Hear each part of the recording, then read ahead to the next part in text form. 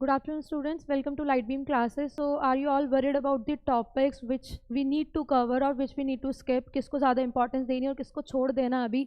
और तो स्टार्ट करते हैं सबसे पहले बायोलॉजी के सब्जेक्ट से कि कौन सा कितने चैप्टर्स हैं. चैप्टर नंबर तो सबको पता ही है, तो कितने नंबर ऑफ चैप्टर्स हैं और कौन सा चैप्टर को कितनी ज़्यादा इंपॉर्टेंस देनी है, कौन सा टॉपिक ज़्यादा इंपॉर्टेंट है, उसको देख लेते हैं.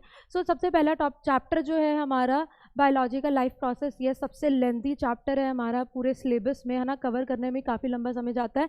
तो ये इसका जो वेटेज आता है ये आता है हमारा 9 मार्क्स में. दैट इज़ 9 मार्कर ये चैप्टर है तो 9 मार्क्स का, लेकिन इसमें क्या 5 सब चैप्टर्स हैं.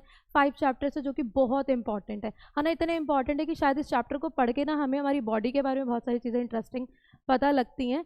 सो इस चैप्टर में सबसे इम्पॉर्टेंट ना जो 9 मार्कर तो है, लेकिन इसमें जो इंपॉर्टेंट आता है आपको डायग्राम्स भी मिलेंगे, आपको एमसीक्यूज में मिलने वाले हैं एंड आपको गिव रीज़न के साथ में बड़े अच्छे अच्छे क्वेश्चन मिलेंगे. सो ध्यान देना है सबसे ज़्यादा डायग्राम्स पे, जिसमें सबसे इंपॉर्टेंट डायग्राम है हर्ट का. देन नेक्स्ट अगर मैं फॉरवर्ड मूव करूँ तो आता है हमारा कंट्रोल एंड कोऑर्डिनेशन. थोड़ा सा कंफ्यूजिंग चैप्टर लगता है ये, है ना. कुछ बच्चों को ईजी भी लग सकता है डिपेंडिंग ऑन द इंटरेस्ट. तो ब्रेन के बहुत सारे पार्ट्स हैं जिनको याद करने में बड़ी डिफ़िकल्टी आती है, किस पार्ट का क्या रोल है. जैसे मैं जस्ट एक क्वेश्चन पूछती हूँ कि कौन सा पार्ट ऑफ ब्रेन है जो हमारे इनवॉलेंट्री एक्शंस को कंट्रोल करता है ना. बहुत सारों को आंसर पता होगा, बहुत सारे सोच रहे होंगे या सर्च भी कर रहे होंगे. सो कंट्रोल एंड कोऑर्डिनेशन जो कि आता है 3 मार्क्स में, इससे आपको एमसीक्यू भी मिल सकता है एंड 2 मार्क्स में गिव रीज़न क्वेश्चन मिलते हैं.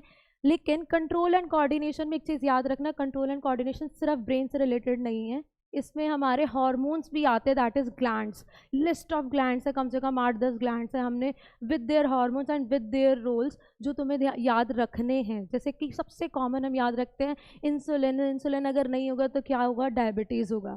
देन नेक्स्ट अगर हम बात करें हाउ डू ऑर्गेनिज्म रिप्रोड्यूस. सो ये तो बड़ा इंटरेस्टिंग चैप्टर लगता है और ईजी भी है समवेयर, है ना. तो ये है 6 मार्क्स में. अगर मैं इस चैप्टर की बात करूँ तो हमें मिलने वाला है female reproductive system. That is बहुत ज़्यादा चांसेस है कि इस बार ये डायग्राम भी रिपीट होगा. और इससे जो सबसे ज़्यादा इग्नोर्ड टॉपिक है ना, हम इग्नोर करते हैं, ज़रूरत ही नहीं होती पढ़ने की, है ना, asexual reproduction.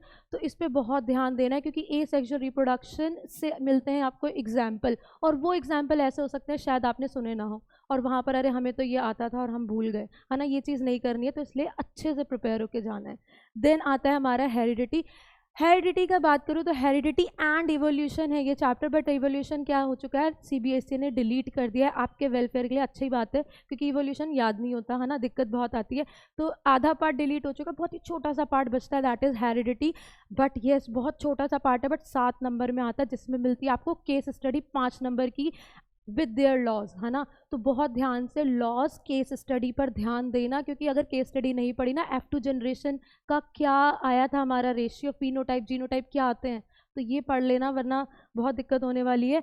Are environment last chapter of the biology, but सबसे ज़्यादा इग्नोर जो करते हैं ना हम आर एनवायरनमेंट, ये तो हमने 6th-7th में ही पढ़ लिया था. आर एनवायरनमेंट को पढ़ने की ज़रूरत ही नहीं है, बड़ी common attitude of all the students. But our environment से क्वेश्चन मिलते ही मिलते हैं. आपको मिलने वाला है 10% लॉ, जो कि बहुत ही ज़्यादा चांसेस है कि रिपीट होंगे. तो इस चैप्टर को 5 नंबर का चैप्टर है भाई, इग्नोर नहीं करने. 5 नंबर से बहुत सारी परसेंटेज डिस्टर्ब हो सकती है और इग्नोर करने वाला चैप्टर नहीं है. फिर पेपर में सोचोगे कि अरे ये तो बड़ा ईजी था, हमने इग्नोर कर दिया, लेकिन इससे बड़ा ही ऐसा क्वेश्चन आया जो हमसे आंसर सॉल्व नहीं हुआ. सो ये था पूरा ओवरऑल आपका बायोलॉजी. दैट इज़ टोटल होता है 30 मार्क्स, और 30 मार्क्स पर आपको फोकस रखना है ना. इग्नोर नहीं करना कि बायोलॉजी में इंटरेस्ट नहीं है, क्योंकि बायोलॉजी बहुत इंटरेस्टिंग है. Thank you so much.